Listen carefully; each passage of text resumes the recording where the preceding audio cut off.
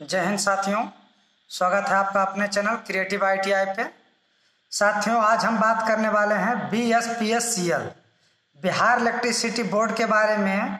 आज हम बात करने वाले हैं साथियों, जिसके बारे में भी बहुत सारी अफवाहें मार्केट में चल रही है। बहुत सारा कन्फ्यूजन स्टूडेंट के बीच में है। बहुत सारे स्टूडेंट मैसेज कर रहे हैं कि आखिर क्या होने वाला है।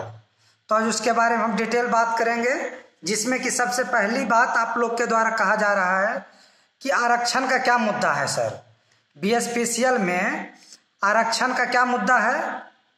क्या आरक्षण के जाल में फंस गया है BSPCL वैकेंसी, या फिर एग्जाम आपका कब होगा? बहुत सारे स्टूडेंट का मैसेज आ रहा है, बहुत सारे स्टूडेंट कमेंट कर रहे हैं कि सर एग्जाम कब होगा, क्या आरक्षण के चक्कर में वैकेंसी डिले हो जाएगा, एग्जाम का डेट डिले हो जाएगा, या फिर एग्जाम टाइम पे होगा। तो इन सभी के बारे में बात करेंगे। फिर बहुत सारे स्टूडेंट बोल रहे हैं कि सर हम पेमेंट नहीं कर पाए हैं, या फिर हमारा पेमेंट पेंडिंग हो गया था, तो उनका क्या होगा? क्या फिर से आवेदन का डेट दिया जाएगा, फिर से आवेदन किया जाएगा, या फिर एडिट करने का ऑप्शन दिया जाएगा या नहीं? तो इन सभी बातों पे आज हम विस्तार से चर्चा करेंगे। और सबसे ज़्यादा हम चर्चा करेंगे, सबसे ज़्यादा इम्पोर्टेंट जो मुद्दा है, जो कि मेन कन्फ्यूजन आप लोग का चल रहा है, वो है आरक्षण का। कि आरक्षण का ये क्या चक्कर है? सुप्रीम कोर्ट में जो केस जा गया है, केस जो फंसा है आरक्षण के मामले में, इसमें BSPCL पे क्या प्रभाव पड़ेगा, क्या होने वाला है? तो देखिए, समस्या थोड़ा जटिल है, जानकारी थोड़ा सा जटिल है, तो थोड़ा सा आप लोग लास्ट तक बने रहिएगा और अच्छे से समझ लीजिएगा साथियों, क्योंकि ये बहुत ही इम्पोर्टेंट है। ये समझने के बाद अब ये समझ जाइएगा कि एग्जाम आपका कब होगा, BSPCL पे इसका क्या प्रभाव पड़ेगा। लेकिन इन सभी में साथियों हम लोग तैयारी को अपना नहीं भूलेंगे, तैयारी करते रहेंगे। और इसके लिए आप लोग को सबसे ज़्यादा ज़रूरी है कि हमारे टेलीग्राम चैनल को जाके ज्वाइन कर लीजिएगा, जिसका कि लिंक डिस्क्रिप्शन में दिया हुआ है, जिस पे कि आपको हिंदी, कंप्यूटर और टेक्निकल का नोट्स, आपको हैंड रिटन नोट्स प्रोवाइड कराया जाएगा। जिसमें अभी तक आपको कंप्यूटर का नोट्स प्रोवाइड कराया गया है, इसके बाद आपको हिंदी का नोट्स प्रोवाइड कराया जाएगा, उसके बाद टेक्नीशियन के लिए टेक्निकल का नोट्स भी प्रोवाइड कराया जाएगा। तो लिंक डिस्क्रिप्शन में है साथियों, आप लोग जाके ज्वाइन कर लीजिएगा, जिसपे कि आपको छोटा मोटा जो भी वैकेंसी होता है, जो भी रिलेटेड न्यूज होता है, अगर हम वीडियो नहीं बना पाते हैं तो उस पर हम उसका नोटिफिकेशन डाल देते हैं। अब आइए विस्तार से जानते हैं कि आरक्षण का क्या मुद्दा है। तो साथियों, सबसे पहले आप जान लीजिए कि ये जो आरक्षण का जो मुद्दा है, ये सिर्फ बिहार का नहीं है, ये दो मुद्दा एक साथ चल रहा है। एक तो बिहार सरकार जो जातिगत जनगणना कराई थी और उस पर आधारित जो आरक्षण देने का व्यवस्था की थी, ये हो गया एक बिहार का मुद्दा, जो कि पहले हाई कोर्ट में चैलेंज किया गया था, जहां की हाई कोर्ट इस आरक्षण व्यवस्था को निरस्त कर दिया। तो इसके विरुद्ध जो है बिहार सरकार सुप्रीम कोर्ट में लेके गया था इस आरक्षण के मुद्दे को, जहां पे कि सुप्रीम कोर्ट इस पे सितंबर तक का स्टे लगा दिया गया है कि जो इसमें राज्य सरकार यानी कि हाई कोर्ट जो फैसला दिया है वही मान्य होगा, जब तक कि हम इस पर कोई दूसरा फैसला नहीं देते हैं। और इसका सुनवाई का डेट सितंबर तय किया गया है। ये तो गया बिहार सरकार के आरक्षण का मुद्दा, जो कि 75% का था। अब इसको साइड कीजिए। अब आइए, सुप्रीम कोर्ट में एक मुद्दा चल रहा है, वो सेंट्रल गवर्नमेंट का चल रहा है, जिसमें कि मेनली आरक्षण का दिया के बारे में बात किया गया है, SC ST के बारे में, जिसमें कि आपको बोला गया कि जैसे बहुत सारी जातियां हैं, general, EWS, OBC, SC ST। तो देखिए, क्या जनरल का तो जिसमें कि कोई छूट नहीं है, तो है, आप जानते हैं।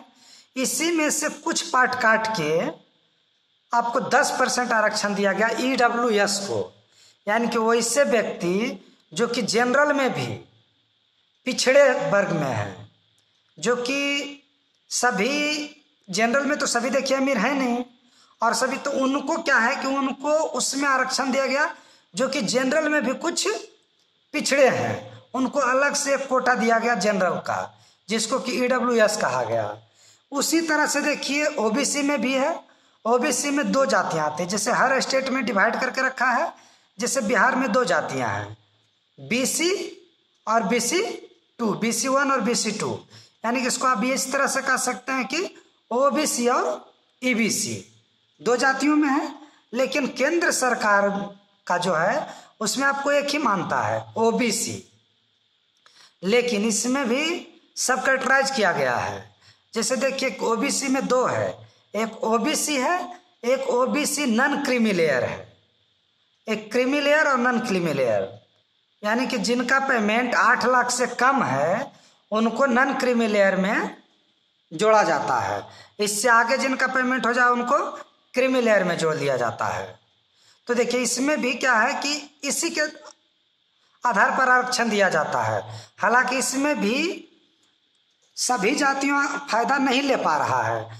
कुछ जातियां ऐसी है जो कि सिर्फ OBC के नाम पर कुछ ही जातियां फायदा ले पा रही है।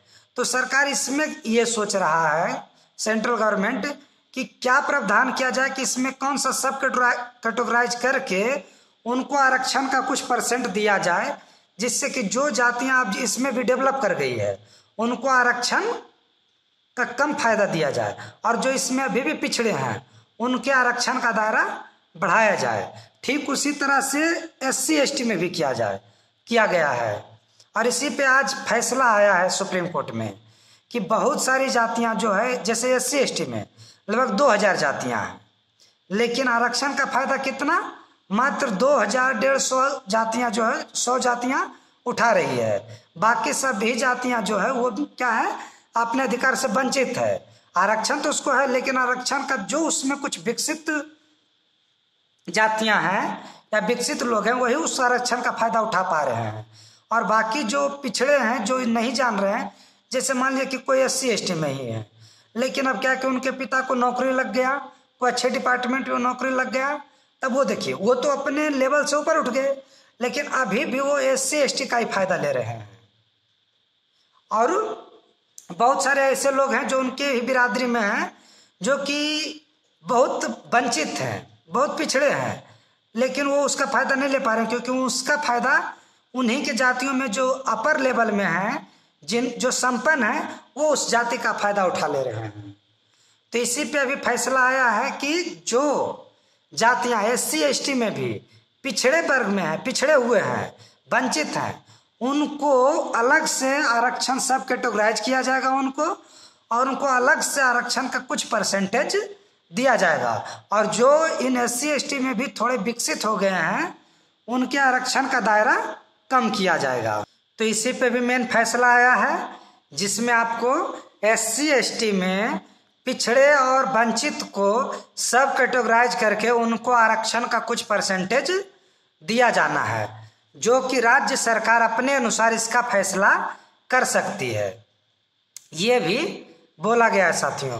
अब आ गया कि इससे BSPCL पे क्या असर पड़ेगा। तो इससे साथियों BSPCL पे कोई भी असर नहीं पड़ने वाला है।